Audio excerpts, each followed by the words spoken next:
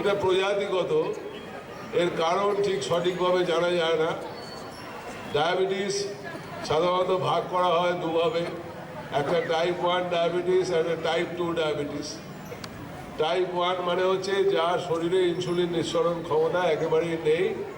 Insulin হচ্ছে সেই hormone যা আমাদের শরীরের প্যানক্রিয়াস বলে বা অগ্নাশয় বলে যে অর্গান আছে, সেই অগ্নাশয়ের লেজের দিকে একটা অঞ্চল আছে যেটাকে আমরা বলি এন্ডোক্রিন অঞ্চল। সেখান থেকে হরমোন নিঃসৃত হয়। সেই হরমোনের একটার নাম ইনসুলিন, একটার নাম গ্লুকাগন। একটা ব্লাড সুগার কমায়, ব্লাড সুগারকে কোষে বাহিত হয়ে তার ব্যবহার করতে সাহায্য করে। আর একটা গ্লুকাগন যেটা সুগার কমে গেলে বা কোনোভাবে যদি আপনি একদিন দুদিন উপবাস করে থাকেন, তখন এগুলো আপনার লিভারে জমে থাকা গ্লাইকোজেন বা প্রোটিন এইসব জায়গার থেকে সুগার তৈরি করে আপনাকে ঠিক মতো বাঁচিয়ে রাখে। কিন্তু যে ব্যাপারটা আপনারা নিশ্চয়ই হয়তো শুনে থাকবেন যে পোয়াতি অবস্থায় একটা ডায়াবেটিস হয়, সেটাকে বলে জেস্টেশনাল ডায়াবেটিস। মানে জেস্টেশন মানে হচ্ছে প্রেগনেন্সি, আর প্রেগনেন্সির সময়ে যে ডায়াবেটিস হয় সাধারণত এই 24 সপ্তাহ পোয়াতি থাকা অবস্থার পরে 28 সপ্তাহ 30 সপ্তাহের মধ্যে যদি সুগার বাড়তির দিকে থাকে, তখন আমাদের সেইটাকে বলা হয় জেস্টেশনাল ডায়াবেটিস। কারণ সেই মা যখন গর্ভধারণ করেছেন, তার ভেতরে যখন বাচ্চা বৃদ্ধিপ্রাপ্ত হচ্ছে, সেই বাচ্চার সাথে সাথে তার জরায়ুর মধ্যে যে ফুল বড় হচ্ছে, যাকে প্লাসেন্টা বলে পরিভাষায়, সেই ফুল এবং বাচ্চা দুটো বৃদ্ধি পেতে পেতে যখন শরীরের সুগার ব্যবহার করার ক্ষমতা বিশেষভাবে চ্যালেঞ্জড হয়, তাকে বলে যে প্রেগনেন্সি অবস্থায় চ্যালেঞ্জ। এবং এই চ্যালেঞ্জ সব মাই ব্যবহার করতে পারেন। বেশিরভাগ সুস্থ মা ফাস্টিং অবস্থায় 60-70 সুগার থাকে, তারা অসুস্থ বোধ করেন না। কারণ তার ভেতরে যে বড় হয়ে থাকা যে ভ্রূণ আস্তে আস্তে বাচ্চায় পরিণত হচ্ছে, সে কিন্তু সব সময় মায়ের রক্ত থেকে সুগার সাইফনিং করছে। সাইফন দিয়ে সে সুগার খাচ্ছে। মায়ের সুগার কত, মা খেয়েছে কি খায়নি, মা কাল রাতে কি না খেয়ে শুয়ে পড়েছে, মার বমি হয়েছে কি না হয়েছে, এসব খবর তার নেওয়ার দরকার নেই। তার যে বৃদ্ধি, তার যে প্রবণতা, তার যে নিজেকে গড়ে তোলার যে নিয়ম, সেই নিয়ম অনুসারে সে মায়ের সুগার থেকে সাইফনিং করেই যাচ্ছে। এর ফলে সুস্থ স্বাভাবিক মায়েরা সম্পূর্ণ খালি পেটে 60, 70, 55, 58 ব্লাড সুগার প্রায় দেখা যায়। আবার খাওয়ার 2 ঘন্টা পরে 110, 120 এর বেশি সুগার হয় না। কারণ সেইটাই নর্মাল ফিজিওলজি বা সেইটাই হচ্ছে পদ্ধতি যার দ্বারা একটা জীবনের মধ্যে আর একটা জীবন বিকশিত হয়। এই ব্যাপারটা যদি চ্যুত হয়, মানে এই সময়ে যেভাবে ইনসুলিন তৈরি করা উচিত, যেরকমভাবে বললাম নর্মাল এতটা কম থাকে, সেরকম যদি মা তৈরি করতে না পারেন বিভিন্ন কারণে, তাহলে কিন্তু মায়ের রক্তে সুগার বেশি হতে পারে এবং তখনকার পরিস্থিতিটাকে আমরা বলি জেস্টেশনাল ডায়াবেটিস মেলাইটাস। পোয়াতি অবস্থায় ধরা পড়া গ্লুকোজের অ্যাবনর্মালিটি জীবনে যা প্রথম ধরা পড়লো। এবারে বাচ্চা হয়ে যাওয়ার পরে বেশিরভাগ ক্ষেত্রেই এই সুগারের বৃদ্ধি স্বাভাবিক হয়ে যায়। কিছু ক্ষেত্রে দেখা যায় যে সুগারের বৃদ্ধি স্বাভাবিক হয়নি, বা 6 মাস পরে, 1 বছর পরে, 1.5 বছর পরে তাদের সুগার ধরা পড়েছে। এছাড়া একটা চতুর্থ সুগারের অসুখ আছে, যাকে সেকেন্ডারি ডায়াবেটিস বলে। ধরুন প্যানক্রিয়াসের অসুখ। প্যানক্রিয়াস তো অর্গানটা বললাম যেখান থেকে নিঃসরণ হয়। যদি ক্রনিক প্যানক্রিয়াটাইটিস হয়, প্যানক্রিয়াসে ক্যান্সার হয়, প্যানক্রিয়াস ভর্তি স্টোন থাকে, তাহলে কিন্তু প্যানক্রিয়াস থেকে এই হরমোনের নিঃসরণ কমে যাবে এবং প্যানক্রিয়াটিক ডায়াবেটিসে একজন আক্রান্ত হতে পারে। পরিসংখ্যানগতভাবে সেকেন্ডারি ডায়াবেটিস কিন্তু আরও কিছু হরমোনের অসুখে হয়। যেমন ধরুন এই অ্যাক্রোমেগালি, কুশিং সিনড্রোম, এরকম কিছু হরমোন আছে আমাদের শরীরে বাড়তি যদি উৎপাদিত হয়, এরা সবাই ইনসুলিনের বিরুদ্ধকারী হরমোন। এই ইনসুলিনের বিরুদ্ধকারী হরমোনরা ইনসুলিনের সাথে মারামারি করে ইনসুলিনকে কম কার্যকরী করে তোলে, তার ফলে কিছু কিছু সুগারের অসুখ দেখা দেয়।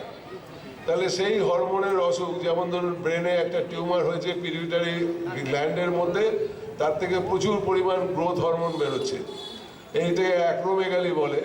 এবং সেই গ্রোথ হরমোন বেরোচ্ছে যে সেটা প্রমাণ হলো, তারপরে এমআরআই করে আপনার পিটুইটারির মধ্যে টিউমার পাওয়া গেল, তারপরে আপনার চিকিৎসা করে সেই টিউমার বাদ দেওয়া হলো। তাহলে কিন্তু ওই টিউমারের বাদ দেওয়ার সাথে সাথে তার যেমন গ্রোথ হরমোন এক্সেস বা অ্যাক্রোমেগালি সেরে যাবে, তেমনি সুগারের অসুখও সম্পূর্ণ সেরে যাবে। এইগুলোকে সেকেন্ডারি ডায়াবেটিস বলে। কিছু ওষুধ দেখা যায় তাতেও সুগারের অসুখ হয়, যেমন হাই ডোজে যদি স্টেরয়েড দেওয়া হয়। কোনো একটা বয়স্ক মানুষ, তার এমন একটা অসুখ হয়েছে হাই ডোজ স্টেরয়েড লাগছে, এবার সেই স্টেরয়েড না দিলে তার সেই অসুখ সারানো যাবে না। আবার ওই স্টেরয়েড ওই পরিমাণে ব্যবহার করতে করতে 1 মাস 2 মাস পরে দেখা যায় ওই মানুষটার সুগারের অসুখ হয়ে গেল। তাকে হয়তো দিনে 1 বার বা দিনে 2 বার ইনসুলিন ব্যবহার করতে হচ্ছে যাতে করে সুগার ঠিক রাখা যায়। আবার স্টেরয়েডও চালিয়ে যাওয়া যায়, যেটা তার যে জীবন হানিকর একটা অসুখের জন্য প্রেসক্রাইব করা হয়েছে। তাহলে এগুলো সেকেন্ডারি ডায়াবেটিস, জেস্টেশনাল ডায়াবেটিস। কিন্তু বেশিরভাগটাই হচ্ছে টাইপ 2 ডায়াবেটিস। শতকরা প্রায় 90-95% ডায়াবেটিস হচ্ছে টাইপ 2 ডায়াবেটিস। টাইপ 1 ডায়াবেটিস আগেই বলেছি শিশুদের হয়, যারা বয়প্রাপ্ত অ্যাডোলেসেন্ট এজ যেটা সেই সময় হয়, বা একদম ছোট অ্যাডাল্ট 18 বছর 20 বছর 22 বছর এই বয়সেও হয়। তাদের কি দেখা যায়, খুব তাড়াতাড়ি করে তাদের সিমটম হয়, অনেক জল তৃষ্ণা পাচ্ছে, অনেক খিদে পাচ্ছে, অনেক পেচ্ছাপ পাচ্ছে, এবং অনেক খাওয়া সত্ত্বেও চচ্চর করে রোগা হয়ে যাচ্ছে। তার মানে এটা টাইপ 1 ডায়াবেটিস। এবং এগুলো অনেক লক্ষণ ছাড়াই বাড়ির লোকেরা অনুধাবন করতে না পারলেও কোনো সময় দেখা যায় বমি হয়েছে, পেটের যন্ত্রণা হয়েছে, বাচ্চাটা নেতিয়ে পড়েছে। একটা 7 বছরের বাচ্চা আরজিকর এমার্জেন্সিতে এসে হাজির হয়েছে, তার জোরে জোরে শ্বাস হচ্ছে, তার হার্ট রেট পালস রেট খুব বেশি, তার ব্লাড প্রেশার কমে গেছে, তার বাড়িতে 3 বার বমি হয়েছে, এখন এমার্জেন্সিতে 1 বার বমি হলো, পেটে ব্যথা বলেছে, এবং তখন সুগার ভেবে দেখা গেল 440। এটা কিন্তু জানা ছিল না। এবং তার পেচ্ছাপে দেখা গেল একটা ফ্রুটি স্মেল আছে, একটা ফলের গন্ধ আছে, মিষ্টি গন্ধ আছে। এটা কিন্তু কিটোন বডি এসছে তার পেচ্ছাপে, তার কিন্তু ডায়াবেটিক কিটো অ্যাসিডোসিস হয়েছে। এবং এটা তৎক্ষণাৎ ধরতে পারলে এর চিকিৎসা খুবই ফলদায়ক এবং সেই বাচ্চাকে সম্পূর্ণ আরোগ্য দান করা সম্ভব। কিন্তু যদি কারো সন্দেহ না হয়, 7 বছরের বাচ্চা আবার সুগার দেখবো? নিশ্চয়ই দেখবো। যদি পেটে ব্যথা থাকে, বমি থাকে, হার্ট রেট খুব বেশি হয়, ব্লাড প্রেশার কম হয়, এবং তার সাথে যদি শ্বাসটা খুব দ্রুত চলে, এবং রুগীর কাছে গেলে যদি দেখা যায় চামড়াটা একদম টার্জার কমে গেছে, চামড়াটা শুকিয়ে গেছে, ডিহাইড্রেশন, সিস্টোলিক ব্লাড প্রেশার 70-80 হয়ে গেছে, এবং বাচ্চাটার শ্বাসের মধ্যে একটা গন্ধ পাওয়া যাচ্ছে, সেই গন্ধটা অনেকটা পাকা ফলের মতন, ফ্রুটি স্মেল, তাহলে এর বাচ্চার যদি পেচ্ছাপের মধ্যে আমরা কিটোন বডি পরীক্ষা করি, দেখা যাবে কিটোন বডি পজিটিভ। এবং সঙ্গে সঙ্গে ওই বাচ্চার যদি আমরা ঠিক মতো স্যালাইন আরম্ভ করি, ঠিক মতো ইনসুলিন দেই, আর ঠিক মতো ইলেকট্রোলাইটের ব্যালেন্স তৈরি করি, বিশেষ করে পটাশিয়াম, তাহলে কিন্তু 1-2 দিনের মধ্যে ওই বাচ্চার সম্পূর্ণ আরোগ্য সম্ভব।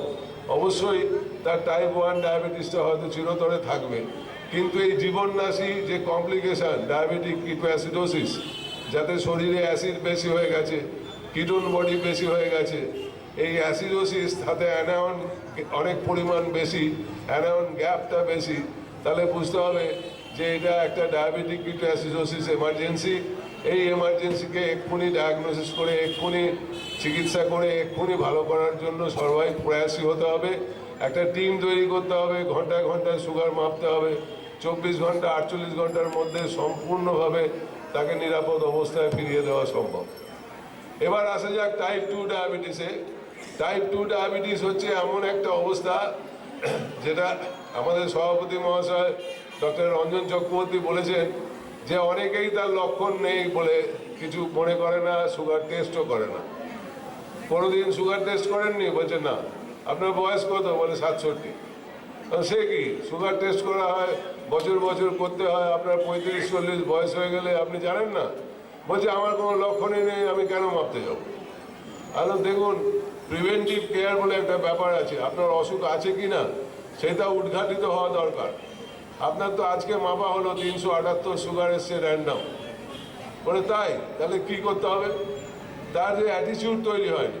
আমরা যেটা মনে করছি এখন, সার্বিকভাবে আমাদের এই ডায়াবেটিসের জন্য অনেক বেশি সচেতনতা তৈরি করতে হবে। ডায়াবেটিস কেন হয় তার প্রধান কারণ আমি বলেছি, প্রজাতিগতভাবে আমরা ডায়াবেটিস হওয়ার জন্য নির্দিষ্ট, যেমন কালো কুচকুচে ছাগল বলি প্রদত্ত হওয়ার জন্য নির্দিষ্ট থাকতো না এক সময়, আমরা এরকম শুনেছি, তেমনি আমরা ডায়াবেটিস প্রজাতি হিসেবেই নির্দিষ্ট। উপরন্তু আমাদের মধ্যে পরিশ্রম বিমুখতা প্রচণ্ডভাবে বাড়ছে। নিজের অজান্তেই আমরা আর পরিশ্রম করি না, সব মোবাইলে অ্যাপ দিয়ে এই করছি, তারপরে আবার সারা দিন, সারা সন্ধে, সারা বিকেল রান্নাঘরে একটু খুন্তি নেড়েই তারপরে মোবাইল নিয়ে বসে যাচ্ছে। এছাড়া টিভি আছে, তারপরে ল্যাপটপ আছে, তারপরে কম্পিউটার আছে। কোনো ছেলে মেয়ে এখন আর কোনো পরিশ্রম করছে না। খড়দার মাঠের পর মাঠ, ওইদিকে স্টেডিয়াম, সব ফাঁকা যাচ্ছে। আগে কিভাবে সব ফুটবল খেলতো, এখন আর খেলে না। শ্মশান যাত্রী ছিল কীরকম, সব গামছা ফিট করা থাকতো, প্রত্যেক দিনই শ্মশানে যাচ্ছে, বুঝলেন? এমন দৌড়ঝাঁপ করছে, এখান থেকে শ্মশান গিয়ে ওইখানে এমন খাটাখাটনি করছে, এই করছে, বলো বল। এখন সব আমরা অ্যাপ দিয়ে দিচ্ছি, বুঝলেন? ওই সব জায়গায় সববাহী গাড়ি, স্বর্গবাহী বিমান, অমুক যান, তমুক যান, স্বর্গযান, নানা রকম নাম দিচ্ছি। আমরা সব ভুলে গেছি যে পরিশ্রম কাকে বলে। এবং পরিশ্রম বিমুখতা এটা কিন্তু ভীষণভাবে ছোঁয়াছে। আপনি করেন না বলে আমি করি না, আপনি আমার বন্ধু হন তাই আমি আপনার বন্ধু হই। আপনি যে খেতে বসলেন, যে চা খেতে বসলেন, আমি একটার পর একটা চা খেয়ে যাচ্ছেন, 3 ঘন্টা বসে আড্ডা মারলাম, কিন্তু কোনো হাঁটাহাঁটি করলাম না, কোনো পরিশ্রম করলাম না। এখন সব জায়গায় রন্ধে রন্ধে ছোট ছোট সরু সরু গলি, এরকম এখান দিয়ে হেঁটে রওনা বাজারে যে কোনো লোক যে কোনো সময় যেত। এখন দেখুন, এখান থেকে বেরোলেই একটা অটো থেকে স্যাট করে এরকমভাবে বসে দিলাম, যেই বসে গেলাম, ব্যাস স্যার আমি রওনা বাজার চলে গেলাম। আমি জানতে পারছি না যে আমি কত বড় ক্ষতি করছি। দিনের পর দিন, সপ্তাহের পর সপ্তাহ, মাসের পর মাস, বছরের পর বছর আমার পরিশ্রম বিমুখতা আমাকে একদম খারাপ জায়গায় নিয়ে যাচ্ছে। এবং সেই খারাপ জায়গাটা একটা কনস্টেলেশন। আমার শরীরের সমস্ত মাংস পেশিগুলো কমে যাচ্ছে বা দুর্বল হয়ে যাচ্ছে, বা দুটোই হচ্ছে। আমার শরীরের অবাঞ্ছিত জায়গায় মেদ জমছে, আমার পেটটা বড় আর সব ছোট ছোট, বুঝলেন? পেটটা ফুলে আছে, তার মানে বুঝতে হবে ওখানে অবাঞ্ছিত চর্বি জমেছে। এই অবাঞ্ছিত চর্বি লিভারে জমে, প্যাঙ্ক্রিয়াসে জমে, হার্টের মাসেলে জমে, এমনকি আমাদের যে স্কেলিটাল মাসেল, হাত পায়ের যে মাসেল, যা চলাচলে অভ্যস্ত ছিল, তাও অব্যবহারের জন্য ওখানে গিয়ে চর্বি জমছে। এই চর্বি থেকেই সব অবাঞ্ছিত রোগের উৎপত্তি। এই উৎপত্তি থেকেই আমাদের হার্টের অসুখ, ব্লাড প্রেশারের অসুখ, কোলেস্টেরলের অসুখ, সব ডায়াবেটিসের সাথে সাথে চলে। সুগার বাড়েনি তার আগেই কিন্তু ব্লাড প্রেশারের অসুখ দেখা যায়। 3টে জিনিসকে ধরা হয় যে ব্লাড সুগার করতেই হবে। একটা হচ্ছে যদি আপনি মনে করেন ফিজিক্যালি ইনঅ্যাক্টিভ, 2 নম্বর যদি মনে করেন এই লোকটা স্থূল, আর 3 নম্বর যদি তার প্রেশারের অসুখ থাকে।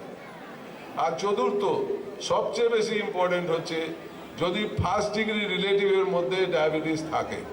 আমার বাবার ডায়াবেটিস আছে, আমার মায়ের ডায়াবেটিস আছে, আমার শেষদার ডায়াবেটিস আছে, আমার মেজদির ডায়াবেটিস আছে, আমি ব্লাড সুগার টেস্ট করাইনি। এর থেকে মূর্খামি আর কিছু নেই। আমাদের বুঝতে হবে এটা মাল্টিপল জিনের অসুখ, কোনো একটা নির্দিষ্ট জিন দিয়ে টাইপ 2 ডায়াবেটিস হয় না।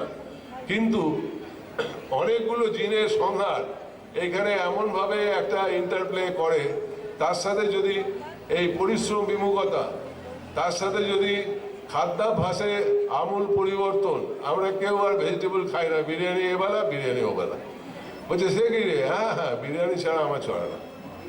এরকম অনেক লোক আমি দেখেছি, বলছে সপ্তাহে 7 দিনের 12 বেলায় নাকি বিরিয়ানি খায়, কোনো তরি তরকারি খায় না। আপনি কেন? বলে বিরিয়ানি একটা নেশার জিনিস, আপনি বুঝবেন না ডাক্তারবাবু, আপনি একদম বুঝবেন না।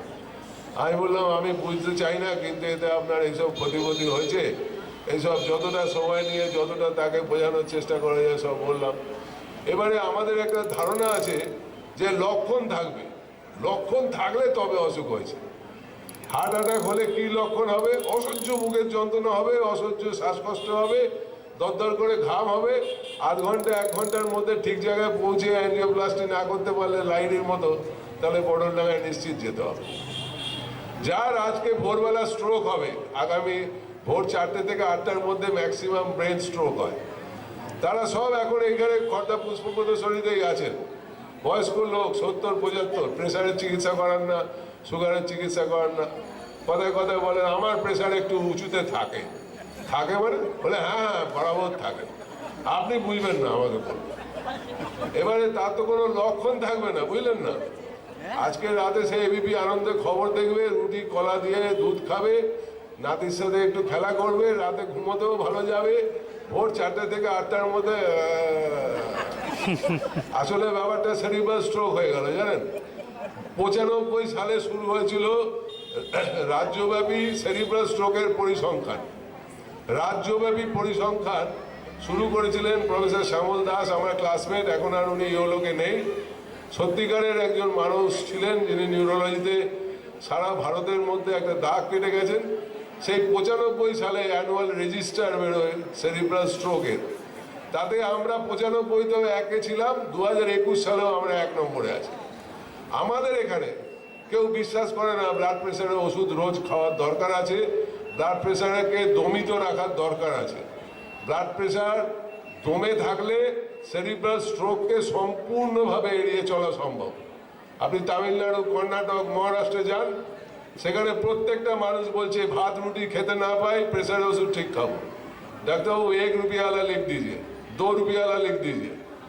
আমাদের এখানে বয়স্ক লোকেরা যখন বিকেলবেলা আড্ডা মারে, বলে তুই প্রেশার ওষুধ রোজ খাস? বলে হ্যাঁ। না না রোজ খাবি না, রোজ খেলে কিডনি নষ্ট হয়ে যাবে। উনি কিন্তু কর্পোরেশনের পাইপের কাজ করতেন, এই 20 বছর আগে রিটায়ার করেছেন। উনি আরেকজন রিটায়ার্ড রেশন দোকানের ডিলার ছিলেন, খুব ঘনিষ্ঠ বন্ধু, তাকে বলছেন, আমি পাশে বসে শুনছি, রোজ খাবি না কিডনি নষ্ট হয়ে যাবে। উনি কোত্থেকে শুনেছেন কে জানে, কিন্তু বলে আমি 30টা ট্যাবলেট কিনে 40-45 দিন চালাই। হ্যালো, সে কি বলছে প্রেশার যদি ড্রপ করে যা। আসলে প্রেশার ড্রপ করা ব্যাপারটা 94 সালের আগে আছে, যাদের করোনারি আর্টারি ডিজিজ আছে তাতে কিন্তু বেশি প্রেশার ফল করাটা অনেক সময় অবাঞ্ছনীয়, কিন্তু বেশিরভাগ ক্ষেত্রেই এটা সত্য যে লো প্রেশার বলে কিছু আর নেই। ডুরাবোলিন বলে কোনো ওষুধ, ডেকাডুরাবোলিন আর পাওয়া যায় না, সব উঠে গেছে। কারণ বিজ্ঞান এটা প্রমাণ করতে সমর্থ হয়েছে যে লো প্রেশার বলে কিছু হয় না। কিন্তু ডায়াবেটিসের ব্যাপারে আমি এইটুকু আপনাদের সকলকে বলতে চাই, আমাদের পরিশ্রম করতে হবে, আমাদের হাঁটাহাঁটি করতে হবে। যে কাজটা হেঁটে গিয়ে করা সম্ভব, যে কাজটা নিজের মাসলের ব্যবহারের মাধ্যমে করা সম্ভব, কোনো রকম যানবাহন, কোনো কিছু গ্যাজেট এগুলোকে পরিত্যাগ করে সেই কাজটা নিজে করলে শরীর ঠিক থাকবে। আর শরীর ঠিক থাকলে আপনার সুস্থ স্বাভাবিক বিরাট লম্বা আয়ু হবে, যে আয়ুটা অন্য সকলের কাজে লাগবে, আপনার নিজেরও ভালো লাগবে। আপনি শুধু বেঁচে আছেন কিন্তু সাথে 18টা ওষুধ খাচ্ছেন, এই বেলা থেকে এবারে নড়তে পারেন না, তাতে আপনারও ভালো লাগবে না, আপনার পরিবারবর্গেরও ভালো লাগবে না। যে দাদু একটা খাট জুড়ে রয়েছে, দাদু ওঠেই না, দাদু কথাই বলে না, এরকম দাদু হয়ে কোনো লাভ নেই। কিন্তু এই কথাটা সত্যি কথা যে আমাদের বিশ্বাস করতে হবে যে পরিবারে ফার্স্ট ডিগ্রি রিলেটিভ, ভাই বোন, বাবা মা, মামা মাসি, পিসি, কাকা, এদের মধ্যে সুগার থাকলে আমাকে বছরে একবার সুগার টেস্ট করতেই হবে, যদি আমার 35-এর উপরে বয়স হয়। আমি জন্মদিন প্রত্যেক বছর পালন করছি, বুঝলেন, আমাকে ঠিক করে নিতে হবে জন্মদিনের আগের দিন ব্লাড সুগার করব। এটা যদি আমরা সবাই মিলে প্রতিজ্ঞা করি তাহলে কিন্তু আমরা এই অসুখ এবং এর জনিত যে সমস্ত কমপ্লিকেশন, যে বিক্রিয়াগুলোর কথা রঞ্জন চক্রবর্তী বলছিলেন, সেই বিক্রিয়াগুলোকে আমরা আগে থেকেই রোধ করতে পারবো এবং আমরা এটা বিশ্বাস করতে পারবো যে ডায়াবেটিসের প্রাদুর্ভাব আমরা কমাতে সক্ষম হতে পেরেছি এবং আমরা প্রয়াসী আছি। আমাদের পরবর্তী প্রজন্মে দেখা যায় এখন ব্লাড সুগারের অসুখ 20 বছর, 22 বছর, 24 বছর বয়সে হচ্ছে। এই রকম মোটা চেহারা, বুঝলেন, বলছে 1 বছর আইটিতে চাকরি করে, অনেক টাকা মাইনে পায়, 4 লিটার কোকাকোলা খায়। আমরা দিনে 4 লিটার, বলছে হ্যাঁ 2টো বড় বোতল না হলে ও কাজ করতে পারে না। ও সারাদিন সারা রাত কি আইটির কাজ করে আর চেয়ারেই বসে থাকে, আর ওরকম চিপস খায় আর কোকাকোলা খায়। তার সুগার ধরা পড়লো এবং বিশ্বাস করুন তার 400 ফাস্টিং, 526 পিপি। তাকে যখন কাউন্সেলিং ঘন্টার পর ঘন্টা করে আমি তাকে বোঝালাম, এবং সেই ছেলেটি আজকে 10 বছর বিনা ডায়াবেটিসের ওষুধে আছে। প্রথমে 6 মাস 1 বছর কিছু কিছু ওষুধ খেয়েছিল, তারপরে শুধুমাত্র লাইফস্টাইল মডিফিকেশান। তাকে 15-16 কেজি ওজন কমানো হয়েছে। সে সবুজ তরকারির উপরে বেশি নিজেকে উৎসর্গ করেছে। সে আমার প্রত্যেকটা কথা শুনেছে এবং আজকে 12 বছর ধরে তার কিন্তু সুগার বাড়েনি। তার এই ওজন কমানোর ফলে, তার খাদ্যাভ্যাসের আমূল পরিবর্তনের ফলে, ওই 6 মাস 1 বছর ওষুধ খাওয়ার ফলে তার কিন্তু এখনও সুগার দেখা দেয়নি। এখন তার বয়স 36। এই 16 বছর আগে যখন তার 26 বছর বয়স, এই 20 বছর বয়স, তখন তার সুগার ধরা পড়েছিল এবং জিনগতভাবে তার বাবা ডায়াবেটিস, এবং ভবিষ্যতে হয়তো তার ডায়াবেটিস হতে পারে। কিন্তু এটা জানবেন যে 20 বছর বয়সে ডায়াবেটিস হওয়া এবং তজ্জনিত যে ভার, এই ভারটাকে 20 বছর থেকে বহন করা, এটা কিন্তু যে কোনো মানুষের পক্ষে বিরাট, পরিবারের পক্ষে বিরাট, সমাজের পক্ষে বিরাট, দেশের পক্ষে বিরাট। কাজেই আমাদের কিন্তু আজকে একটা বিশেষভাবে এক চিন্তা গ্রহণ করার সময় এসছে যে আমরা যেন নিজেদের উদ্দীপ্ত করি এবং পরবর্তী প্রজন্মকে উদ্দীপ্ত করি, শুধু এই জন্যই যে আমরা স্থূলতা কখনোই গ্রহণযোগ্য মনে করব না।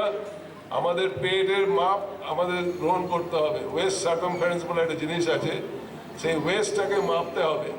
এবং WHO নির্ধারণ করে দিয়েছে যে দক্ষিণ এশিয়ার যে মানুষ, তাদের 90 সেন্টিমিটার উপরে পুরুষদের বা 80 সেন্টিমিটারের উপরে মহিলাদের যদি ওয়েস্ট সার্কামফারেন্স হয়, তাহলে এটা স্থূলতা। তার ওজন যাই হোক না কেন, তার শরীরের আপাত ভাবটা যাই থাকুক না কেন, তাকে দেখে কেউ মোটা বলুক বা না বলুক, তার ওয়েস্ট সার্কামফারেন্সই সব। যদি দেখা যায় পেটে চর্বির মাত্রা বেশি, তাহলে কিন্তু তার মধ্যে হাইপারটেনশন মানে প্রেশারের অসুখ, কোলেস্টেরলের অসুখ, সুগারের অসুখ, এগুলো হওয়ার প্রবণতা প্রচুর পরিমাণে বেড়ে যায়। কাজে যেভাবেই হোক, যদি কারো পেটের মাপ বেশি থাকে, যদি কারো শরীরে পরিশ্রম বিমুখতা বিশালভাবে এখন বজায় থাকে, তাহলে এখন সময় এসেছে আপনি যেভাবেই হোক এগুলোকে দূর করুন। আপনার জিনে যদি সুগার হওয়ার সম্ভাবনা থাকে, আপনার এই বদ অভ্যাসের জন্য এটা 1 দশক, 2 দশক, 3 দশক আগেও কিন্তু দেখা দিতে পারে। কিন্তু আপনি যদি সুঠাম স্বাস্থ্যের অধিকারী হন, শরীরে মাংসপেশি ব্যবহার করেন, রক্ত সঞ্চালন যদি মাংসতে যথেষ্ট পরিমাণে হয়ে থাকে, চর্বির প্রাদুর্ভাব না থাকে, তাহলে কিন্তু জিনে থাকা সত্ত্বেও আপনি ডায়াবেটিসকে পিছিয়ে দিতে পারেন। এর কিন্তু সুপ্রচুর প্রমাণ পাওয়া গেছে। তাই জন্যই আমরা বারবার বলছি ডায়াবেটিস দূর করতে হবে। ডায়াবেটিস থাকলে তার ব্লাড প্রেশার সঠিকভাবে মাপতে হবে, ব্লাড প্রেশার সাথে থাকলে ওষুধ খেতে হবে ব্লাড প্রেশার কন্ট্রোলের জন্য। এটাও ভালো করে প্রমাণ হয়ে গেছে যে ডায়াবেটিস রুগীদের যদি প্রেশার কন্ট্রোল করা যায়, একই পরিমাণ প্রেশার কন্ট্রোল যদি নন ডায়াবেটিকদের করা যায়, ডায়াবেটিক পেশেন্টদের সমস্ত ধমনীগত সমস্যাগুলো অনেক বেশি করে কমানো যায়। তাহলে সুগার কন্ট্রোল করতে হবে, তার মানে ওই 3 মাসের অ্যাভারেজ HbA1c, B মানে ব্লাড প্রেশার, আর C মানে কোলেস্ট্রল। তাহলে ABC সমস্ত অ্যাডাল্টের মুখ্য একটা বিবেচনার মধ্যে থাকা উচিত। আরেকটি কথা না বললেই নয়, সেটা হচ্ছে তামাক ব্যবহার করা মারাত্মকভাবে খারাপ। তামাক ব্যবহার করলে ক্যান্সারই শুধু নয়, ধমনী সংক্রান্ত সমস্ত অসুখ বিপদ সব কিছু দেখা দেয়। এবং নানাভাবে তামাক অনেকেই ব্যবহার করেন, মহিলারাও খৈনি টৈনি খান, গুটখা খাচ্ছেন, জর্দা খাচ্ছেন, কেউ দোক্তা দিয়ে পান খাচ্ছেন, সব কিছু কিন্তু আমাদের এখানে অনেক বেশি।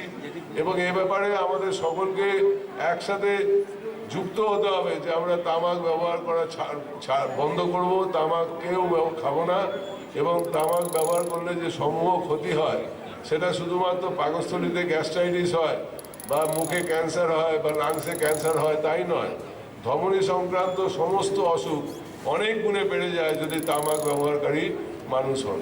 কাজেই যে কোনো ডায়াবেটিস রুগী, যে কোনো প্রেশারের রুগী, যে কোনো কোলেস্টেরলের রুগী, তার যেমন সঠিক পরিমাণ ওষুধ দেওয়া দরকার সঠিক জায়গায় সব বজায় রাখার জন্য, তেমনি করে তাকে কিন্তু তামাক পরিত্যাগ করতে হবে। তার স্বাস্থ্য উদ্ধারের জন্য প্রতিনিয়ত মর্নিং ওয়াকিং এক্সারসাইজ করতে হবে এবং খাদ্য নিয়ন্ত্রণ বিশেষভাবে করতে হবে। সবুজ তরকারি, পেঁপে, লাউ এগুলো বেশি বেশি খেতে হবে। যে খাবারে ক্যালোরি বেশি তা পরিত্যাগ করতে হবে। জ্যান্ত চারা মাছ খাবো, কিন্তু গাদা গাদা খাসির মাংস আর এই সেই বিরিয়ানি এইসব দিকে যেন আমার মন না থাকে, এরকমভাবে নিজেকে প্রতিজ্ঞা করতে হবে এবং নিজের প্রতিজ্ঞা এবং নিজের নিয়ম নিষ্ঠার দ্বারা পরবর্তী প্রজন্মকে উদ্বুদ্ধ করতে হবে। কারণ তারাই আমাদের ভবিষ্যৎ, তারাই এই সমাজের ভবিষ্যৎ। এবং আমাদের মনে রাখতে হবে যে টাইপ 2 ডায়াবেটিস এখন কিন্তু 20-25 বছর বয়সেও যথেষ্ট পরিমাণে হচ্ছে। আগে আমরা 25 বছরের নিচে ডায়াবেটিস হলে আমরা খোঁজ করতাম শীর্ণ হয়ে গেছে কিনা, অনেক খাচ্ছে কিনা, অনেক পেচ্ছাপ যাচ্ছে কিনা, তার মানে এটা টাইপ 1 ডায়াবেটিস, অল্প বয়সে হয়েছে, একে ইনসুলিন দিয়ে চিকিৎসা করতে হবে।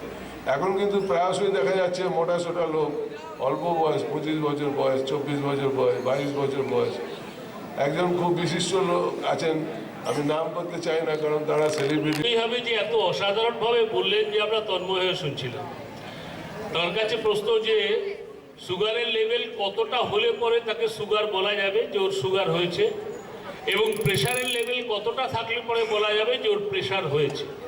এই দুটো প্রশ্নের উত্তর ডাক্তারবাবুকে অনুগ্রহ করে বলবার জন্য অনুরোধ করছি। তারপরে একবারে আমরা যদি আরো কয়েকটা প্রশ্ন নিয়ে নিই তাহলে তার একসঙ্গে উনি উত্তরটা দিয়ে দিতে পারবেন। হ্যাঁ, জুভেনাইল ডায়াবেটিস সম্বন্ধে যদি একটু বলে দেন। হ্যাঁ জুভেনাইল ডায়াবেটিস, হ্যাঁ ঠিক আছে। আর একটি প্রশ্ন একই সঙ্গে, যে অ্যালকোহল খেলেও এই সুগার, প্রেশার ইত্যাদিগুলি বাড়ে কিনা, এটাও সবার জেনে নেওয়া দরকার। এটা একটু উল্লেখ করতে অনুরোধ করছি। আমি প্রায় 17 বছর ধরে ডায়াবেটিক আছি, মানে আমার ওষুধ খেতে হচ্ছে।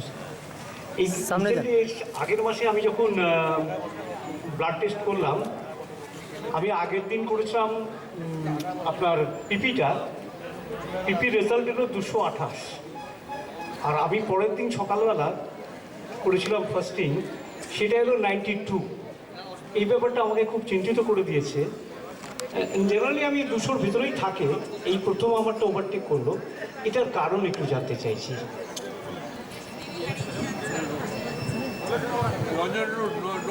হ্যাঁ নোট করছি। অপপ্রদার কাছে আমার একটি প্রশ্ন।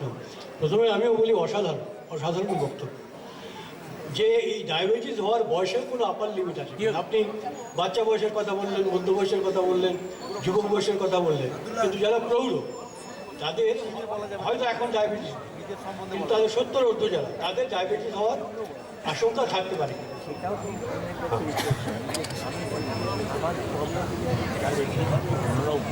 নমস্কার ডাক্তারবাবু, খুব প্রাঞ্জলভাবে আমাদের বলেছেন।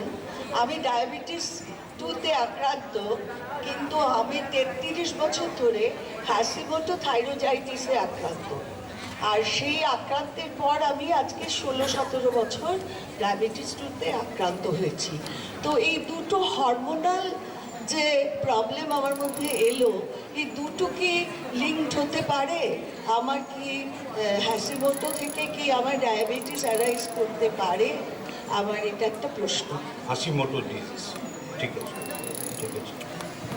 ডাক্তারবাবুর কাছে আমার একটা প্রশ্ন আছে, সেটা হচ্ছে কেউ কেউ দেখা গেল যে ডায়াবেটিসের ওষুধ খাচ্ছিলেন, রোগ সেরে গেল, দেখা যাচ্ছে যে দুবার, 3বার, 4বার, 4 মাস 5 মাস পর দেখা যাচ্ছে যে তার ডায়াবেটিস কমে গেছে, নর্মাল চলে এসছে। তাহলে কি তিনি ওষুধ ছেড়ে দেবেন? ঠিক আছে। আচ্ছা, নমস্কার ডাক্তারবাবু, আপনাকে ধন্যবাদ, আপনি প্রাঞ্জলভাবে সব কিছু বলেছেন বলে। তা আমার একটা প্রশ্ন হচ্ছে যে এটা শুনেছি যে আগে ডায়াবেটিসের মাত্রা 200-র ওপরে হলেও বলা হতো না, এখন নাকি ব্যবসায়িক কারণে এটাকে 200-র নিচে নামিয়ে আনা হচ্ছে, এটা ঠিক কিনা? এক। আর দুই হচ্ছে যে প্রাকৃতিক খাবারগুলো আছে, মিষ্টি খাবার, ফল যেমন কলা ইত্যাদি, কাঁঠাল, এই ধরনের প্রাকৃতিক খাবার কি ডায়াবেটিসে খাওয়া চলতে পারে, যেগুলো কৃত্রিম নয় অথচ প্রাকৃতিক কিন্তু মিষ্টি, এই ধরনের? নমস্কার। হ্যাঁ, উত্তর শেষ করবে। আমার মনে হয় আপনি করুন, আমি একটু প্রশ্নগুলোকে সাম আপ করে দিলে ওনার বক্তব্যটা সব কিছু কভার করে যাবে। বলুন। হ্যাঁ বলুন। হ্যাঁ, ইউরিনেশন ব্যাপারে যদি ধরুন ফেনা হয়, এবার ফেনা হওয়ার থিওরিটা কি? এবার ইউরিনেশন ধরুন দাঁড়িয়ে কোমরে কেউ ইউরিন করলো, সেখানে একটা ফেনা হলো, বাবুলস পড়লো। আবার বসে বসে ইউরিনেশন হলো, সেক্ষেত্রে বাবুলস বা ফেনা বোঝা যাচ্ছে না। এটা একটা প্রশ্ন এখানে, সেক্ষেত্রে কি কি টেস্ট করা দরকার? এবং আচ্ছা, আর একটা প্রশ্ন হচ্ছে যে ওষুধের সাইড এফেক্ট, যেমন সারুগ্লিটেজার, যেটা আছে সেটা 4 mg আমি 2 করে খাই, 2 আমাকে ডাক্তার বলতো। আর জানুমেট দীর্ঘদিন খাওয়া যাবে কিনা, জানুমেটের সাইড এফেক্ট কেনা, ডায়ামাইক্রোন এক্সাপ 60, আমি ওর ডিটেলস কম্পোজিশন জানি না। এগুলো কন্টিনিউ করা যাবে না দীর্ঘদিন, অথবা এটা ডিসকন্টিনিউ করা যাবে বা চেঞ্জ করতে হবে? ঠিক আছে। আচ্ছা, আমি একটা কথা বলে আমি ওনাকে, আপনার কিছু বলার আছে বলুন। আচ্ছা ডাক্তারবাবু, আমার একটা বন্ধু ছোটোবেলা থেকে ডায়াবেটিসে ভুগতো, দীর্ঘদিন ধরে সে ওই ইনসুলিন ইঞ্জেকশন তো লাস্টে নিজেই নিত। এই দুর্গাপূজার পরপরই সে হঠাৎ কয়েকদিনে নিউমোনিয়াতে মারা গেল। মানে তো ডায়াবেটিস ছিল বলেই কি এটা বেশি হয়েছিল? নিউমোনিয়া মানে কয়েকদিনের মধ্যেই মারা গেল। ঠিক আছে। আমার পরিচিত একজনের ফাস্টিংয়ের ব্লাড সুগারটা বেশি, বিপিটা কম, তো এটা কি কারণে? এই প্রশ্নটা করেছেন, এক্ষুনি আলোচনা করবে। এবার আমি একটা কথা বলে আমি প্রশ্ন উত্তরে যাচ্ছে।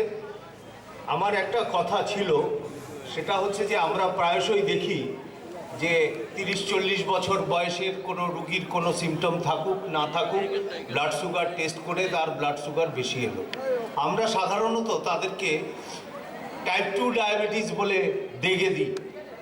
আমার প্রশ্ন একটাই, টাইপ 2 ডায়াবেটিস এবং সেকেন্ডারি ডায়াবেটিস এইটাকে ডিফারেন্সিয়েট করার প্রয়োজনীয়তা আছে কিনা, এবং থাকলে সেটা কিভাবে করা যায়?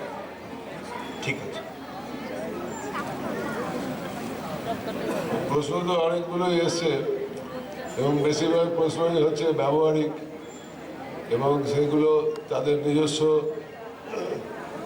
অভিজ্ঞতা প্রসূত। সকলের অভিজ্ঞতাকে যথেষ্ট মান্যতা সহকারে আমি বলতে চাই যে ব্লাড সুগারের অসুখ কখন বলা হবে তাই নিয়ে কিন্তু সুনির্দিষ্ট একটা সংজ্ঞা আছে। এই সংজ্ঞাটা সারা পৃথিবীতে ব্যাপৃত। এই সংজ্ঞাটা ওয়ার্ল্ড হেলথ অর্গানাইজেশন, যাকে বিশ্ব স্বাস্থ্য নিয়ামক সংস্থা বলা হয়, তাদের দ্বারা অনুদ্রিত।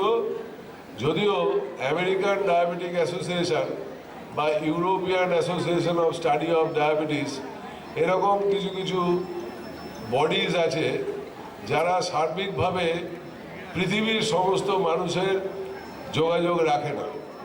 একজন বলছিলেন 200-র নিচে সুগার বললে এই হতো, এইসব কথা অনেক দিন উঠে গেছে। 200 বললে সুগার মানে অনেক বেশি সুগার। আপনাকে একটা জিনিস বুঝতে হবে যে টাইপ 2 ডায়াবেটিস যখন শুরু হয় তখন কিন্তু ডায়াবেটিস প্রকট হয় না। কেন না, আপনার ইনসুলিন নিঃসরণ ক্ষমতা তখনও আছে। আমার সাথে নারায়ণের যদি এখনই রক্ত পরীক্ষা করা যায়, নারায়ণ ব্যানার্জি আমার থেকে বছর 15 ছোট হবে, তো ওর রক্তে দেখা গেল 80 সুগার, আমারও রক্ত দেখা গেল এই মুহূর্তে 80 সুগার। কিন্তু ওই রক্তে আমি যদি ইনসুলিনও মাপি তাহলে আমার 80 সুগার, সাথে 4.9 পিকোগ্রাম পার মিলিলিটার ইনসুলিন, আর ওর 80 সুগার 2.1 পিকোগ্রাম পার মিলিলিটার।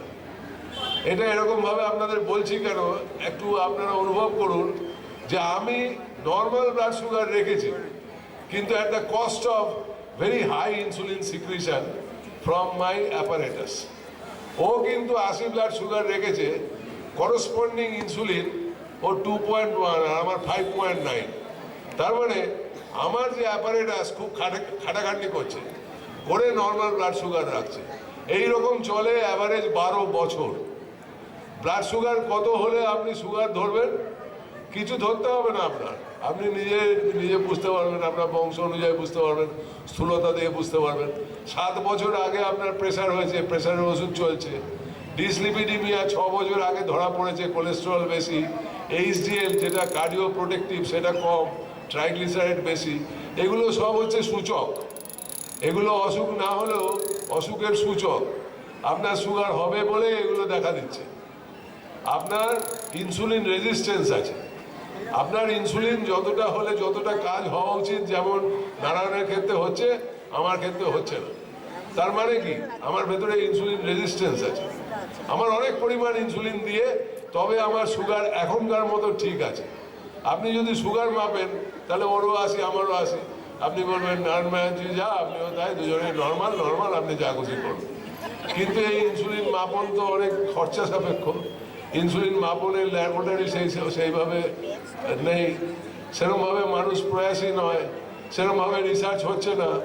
আমরা জানতেই পারছি না কে কতটা ইনসুলিন রেজিস্ট্যান্স। কিন্তু শুধু স্থূলতা, শুধু লো এইচডিএল, শুধু ব্লাড প্রেশারের অসুখ, এর যে কোনো 3টের একটা থাকলেই আপনি ধরে নিতে পারেন আমি ইনসুলিন রেজিস্ট্যান্ট।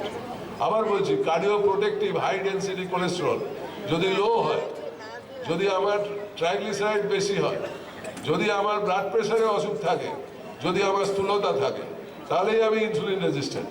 আর আমি যদি স্টেম করি ফ্রম এ ডায়াবেটিক ফ্যামিলি, আমার বাবা এবং আমার মা, আমার মেজো জ্যাঠা 3 জনেরই ডায়াবেটিস অসুবিধা, তাহলে বাই প্যারেন্টাল পেনিট্রেশন আছে। আমার মায়ের দিক থেকেও আমার জিন আছে, বাবার দিক থেকেও আছে, তাহলে এটাকে মানতে হবে। অনেকে বলছে বাণিজ্যিক কারণে সুগার পিছিয়ে দিচ্ছে। কে পিছিয়ে দিয়ে আপনার কি ক্ষতি করছে, কি লাভ করছে কোনো জানার আপনার দরকার নেই। কালকে সকালবেলায় যখন হার্ট অ্যাটাক হবে তখন আপনি এইসব নিয়ে আলোচনা করবেন।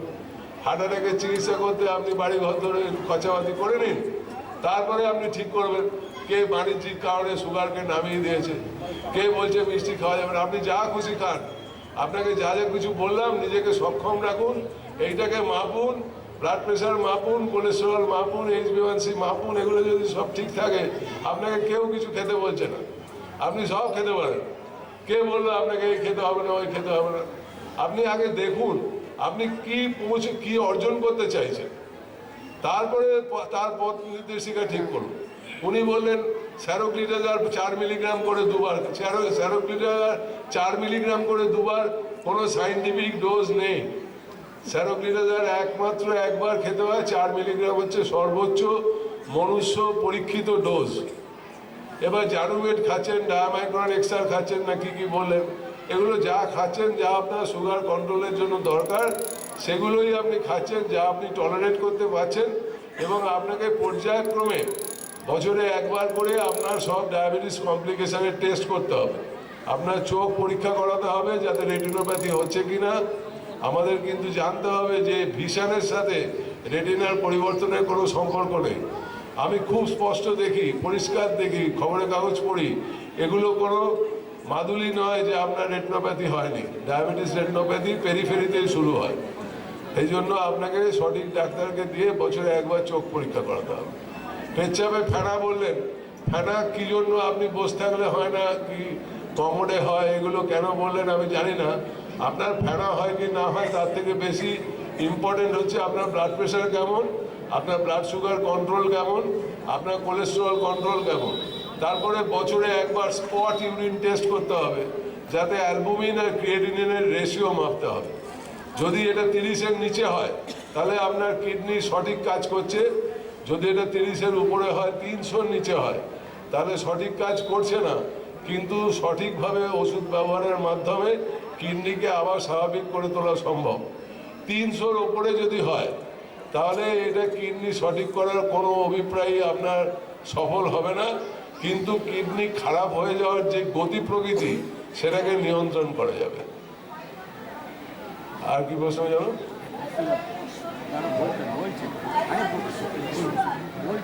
হ্যাঁ, হাসিমোটোস থাইরয়েডাইটিস একটা অটোইমিউন ডিজিজ, এটা ইমিউন বেসড ডিজিজ। আপনার থাইরয়েড অর্গানে যে কার্যকারিতা তৈরি হচ্ছে সেই থাইরয়েড প্যারক্সিডেজ এনজাইম, সেই এনজাইমকে ব্লক করছে এবং অটোইমিউন একটা ফ্লেয়ার তৈরি হচ্ছে করে আপনার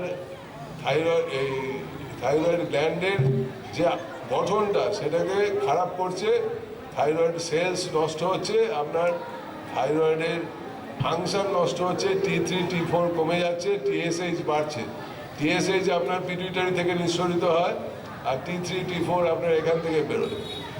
এবার আপনার যদি দেখা যায় TSH বেশি আর T3 T4 কম, তার মানে আপনার থাইরয়েডের কার্যকারিতা কম হচ্ছে, তাই উপর থেকে থাইরয়েড স্টিমুলেটিং হরমোন TSH সেটা বেশি পরিমাণে বেরিয়ে থাইরয়েডকে চাবুক মারার চেষ্টা করছে।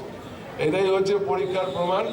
আপনার অসুখটা যদি হাইপোথাইরয়েডিজম হয়, তার পিছনে কারণটা হাসিমোটোস হলো বা না হলো তাতে কিছু যায় আসে না। কোনোভাবেই হাসিমোটোস থাইরয়েডাইটিসের কোনো আলাদা চিকিৎসা নেই। আপনার প্রাইমারি হাইপোথাইরয়েডিজমের চিকিৎসা করতে হবে থাইরয়েড রিপ্লেসমেন্ট থেরাপি এটাকে বলে। এটাকে অসুখ বলে না। ইউরোপে কিছু কিছু দেশ আছে কোনো ওষুধের দোকানে থাইরক্সিন পাওয়া যায় না, রিপ্লেসমেন্ট কেমিক্যাল সব। রিপ্লেসমেন্ট কেমিক্যাল, আপনার শরীরে এই কেমিক্যালটা আপনার অভাব আছে, এটাকে আপনি রিপ্লেস করছেন, এটা আপনি কোনো ওষুধ খাচ্ছেন না। বছরে 2 বার করে TSH মেপে আপনাকে ডোজটা নির্ধারণ করতে হবে। এবার এটা 16 বছর পরে ওনার টাইপ 2 ডায়াবেটিস হয়েছে।